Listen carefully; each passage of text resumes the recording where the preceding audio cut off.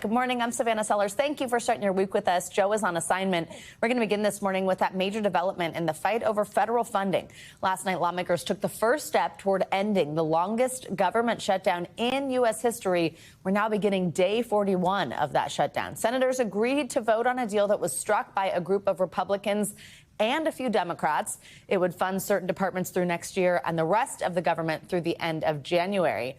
Well, last night, the deal cleared its first procedural hurdle, passing 60-40 in a late-night vote. The motion upon reconsideration is agreed to. Now, even if the package does pass in the Senate, it still has a long way to go. It needs to be voted on in the House and then signed by President Trump, a process that could still take days here. NBC News White House correspondent Yamichelle Sindor is standing by with reaction from the White House. But first, let's bring in NBC News Capitol Hill correspondent Julie Sirkin with the latest. Julie, good morning. So this appears to be a major step forward. Walk us through the terms of this tentative deal, what comes next procedurally, and what this means for getting some of those programs funded. Yeah, Savannah, good morning. Well, it was kind of a surprise because Democrats were unsure of what strategy they would take, especially after their blowout wins last Tuesday in elections around the country. But they did come together on this deal, a group of about 8 Democrats joining Republicans in crafting this package. You see some of what it does on your screen. It does fund some departments like the Ag Department, which in turn funds SNAP food benefits fully through next September. It also funds some other agencies and departments, including the legislative branch, through next September. And it partially funds the rest of the government through January. This is a big deal. It's a big deal that Democrats crossed over after 40 days of refusing to put up the votes to reopen the government, fighting for health care like the Affordable Care Act tax credits, ultimately joining Republicans in starting off this procedural step last night, which will make it easier to pass in the Senate. But like you outlined, a lot more steps to go. The House is going to call its members back if and when the Senate fully passes this package. And then, of course, as you said, the president would have to sign it into law. What does this agreement say about federal workers who were either laid off during the shutdown or, importantly, many of them who've been working for weeks without pay? Yeah, that's a great question, Savannah, because certainly on Capitol Hill, I've heard from Capitol police officers and staffers who've been so frustrated that they've been working, showing up every day without pay, all while lawmakers are getting their paychecks. So if and when the Senate passes this, the House passes this, the president signs it into law, they are going to be expected to get back pay pretty swiftly. And also those federal workers that were laid off, about 4,000 of them, currently that's tangled up in federal courts, a judge blocking that temporarily. Well, Democrats got a little bit of a concession here from Republicans in restoring all of those layoffs fully. So those federal workers are expected not to be laid off. When the government reopens, they will get their jobs back. And critically, the workers who have been working without pay will get their back pay. Of course, Julie, so many people are wondering about what's going on at airports. I mean, just this weekend alone, there were 15,000 flight delays due to staffing shortages in air traffic control driven by the shutdown. We've seen people be calling out because they have to take on other shifts, other jobs because they're not getting paid, that type of thing. I mean, is there any sense of if this deal passes, how soon do things start to get back to normal, keeping in mind that we were already dealing with a shortage of air traffic controllers? But when do we think this gets better? When does it not feel like a crapshoot when you're heading to the airport? Yeah, and I know it's felt that way for all of us, including me, when I traveled for election coverage last week. And those reductions in flights officially began this weekend. The FAA saying that they will continue reducing the number of flights by 2% every 2 days this week. So time is of the essence. And certainly this is one of those issues that propelled Democrats and Republicans into an off-ramp here. It's a great question when we could see this happen. First, the Senate needs to pass it. The House needs to pass this bill. But those air traffic controllers are, of course, part of those federal workers that are showing up to work without getting paid. And so this can happen pretty quickly if and when the Senate passes it this week. The House is expected and has told its members, according to a source, that they do expect to pass this bill as well this week because they want to get the government reopened, especially Republicans in that chamber. Democrats have some heartburn over this deal, particularly progressives, but certainly it's a priority for everybody, especially for that air travel to get it back on control. And by the way, 435 members of the House are going to have to be traveling by air, most of them this week. We might see some in the car taking long road trips if they can't get back. No kidding. So, Julie, it sounds like this group of Democrats had to make a pretty significant concession here, right, on the issue of health care. Walk us through how they came to that decision, why they did it now, and where that does leave that fight over health care, the concern that Americans' premiums go up. Yeah, this was the basis of their entire fight. The Affordable Care Act subsidies expiring at the end of this year would cause premiums to skyrocket for so many Americans. They already got that sticker shock when open enrollment began at the beginning of this month, double, tripling in some cases their premiums. And so for Democrats, 8 of them, to concede on this matter is pretty huge. And to be clear, there's nothing new that they got out of Republicans. That's sort of why they moved to this conclusion in the first place. Take a listen to what we heard from one Democrat from Nevada who was key to unlocking this. I expect Republicans to be at the table in the next few weeks. I expect the White House to be at the table. And if they do choose not to come to the table, they can own the disastrous premium increases that will continue to rise. They will own the fact that Americans across this country are going to lose access to health care. Catherine Cortez Masto there and the other Democrats that ended up voting for this procedural step yesterday, holding a press conference trying to defend themselves to reporters, because the bottom line here, Savannah, is they ended up taking a deal that was on the table all along. Senate Majority Leader John Thune, the top Republican in that chamber, has promised Democrats for weeks that he would give them a vote on the Affordable Care Act subsidies if and when they reopen the government. That's exactly what they're getting, a handshake deal. It's going to happen sometime in December. And as you heard from Catherine Cortez Masto there, Democrats have another deadline they're willing to put up this fight over, and that is January 30th, when this continuing resolution funds the government through. We'll see if they do that then, but one thing is for sure, Democrats did elevate the issue of health care, crucially before the midterms next year. All right, Julie, thank you so much. Well, let's get more on this move by the Senate to advance this deal to end the shutdown with NBC News White House correspondent Yamiche Alcindor. Yamiche, good morning. So first, just how's the White House reacting to these latest developments on Capitol Hill? Is the president optimistic that this means a deal is close? Well, good morning, Savannah. Last night, as the president was walking back into the White House, the president sounded very optimistic that this deal, at least this deal that's not finalized, that it could actually bring the longest government shutdown in U.S. history to an end. Take a listen to what he said. Well, it looks like we're getting very close to the shutdown. We'll never agree to give any substantial money or any money to really prisoners, illegals that come into our country. And I think the Democrats understand that. And it looks like we're getting close to the shutdown ending. So you heard it there, the president hammering Democrats and already in some ways trying to spin sort of this as a win for Republicans. But the bottom line here is that the president believes that this deal could actually go through, Savannah. Yamiche, despite optimism, there has been so many questions, so much uncertainty for the millions of Americans who rely on the SNAP program. The Department of Agriculture had told states not to issue full SNAP benefits for the month and undo payments. Actually, help us understand the latest twist in this back and forth over SNAP benefits. What does this ultimately mean for families who need this? Well, Savannah, this ultimately means more chaos and confusion for the millions and millions of Americans who rely on government assistance, including the 42 million Americans who rely on SNAP benefits, or, of course, those food assistance benefits. So this is really, in some ways, a head-spinning back and forth. But this really started Thursday when a federal judge told the Trump administration, you have to allow states and you have to release the funds for states to pay SNAP in full. The Trump administration then appealed that decision to the Supreme Court. But in the meantime, they told states, we're going to fund SNAP in full.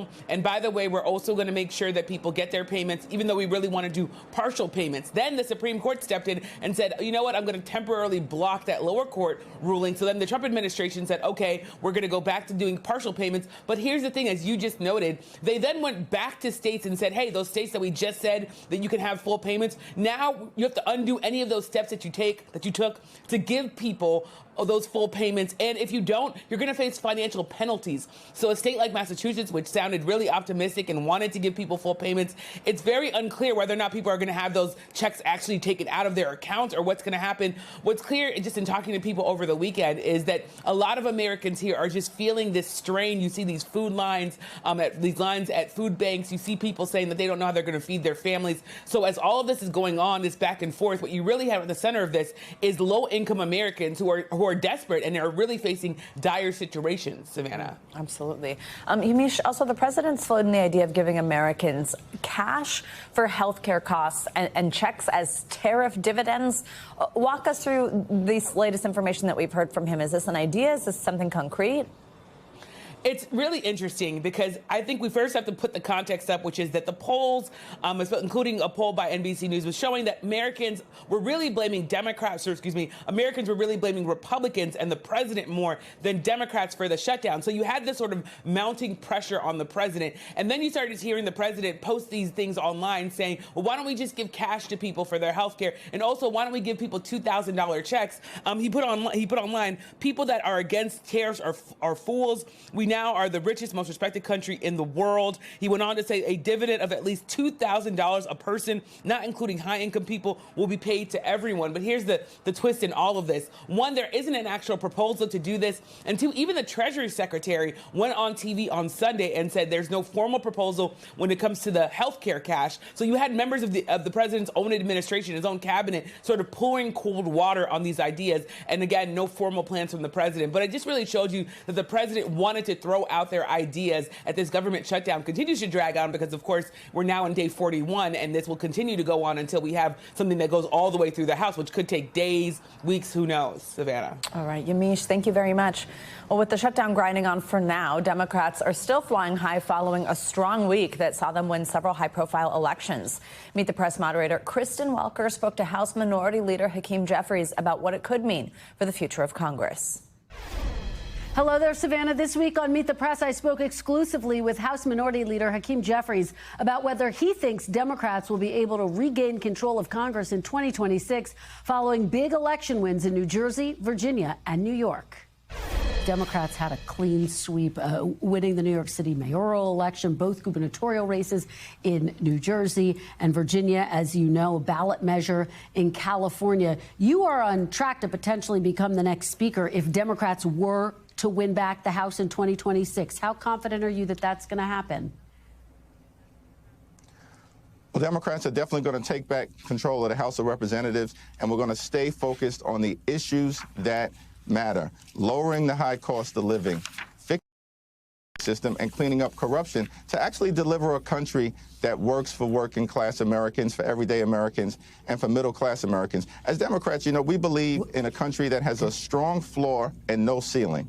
If you work hard and play by the rules, there should be no ceiling to the success that you can accomplish for yourself, for your family, for your children. At the same time, we also believe in a country that has a strong floor. That's Social Security and Medicare and Medicaid and nutritional assistance. By the way, the things that Republicans are trying to devastate right now. Leader Jeffries, what about the Senate?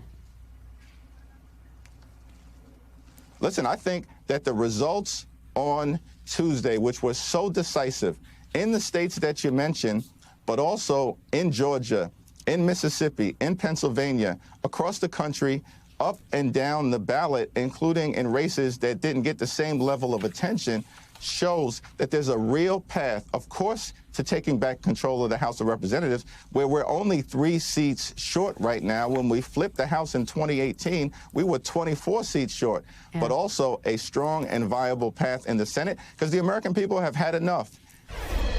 You can see my full interview and a whole lot more at MeetThePress.com. You can also get more Meet the Press right here on NBC News Now every weekday at 4 p.m. All right, Kristen, thanks as always. Well, this morning, 28 million people across the country are waking up under winter weather alerts. The Midwest is seeing its first major snowfall of the season. Look at this. Parts of the region already have 5 inches of snow on the ground. That's causing dangerous driving conditions, and some schools in the Chicago area even canceling classes as heavy lake effect snow began to fall overnight. NBC News correspondent Priscilla Thompson has the latest. The Midwest seeing its first major snowfall of the season.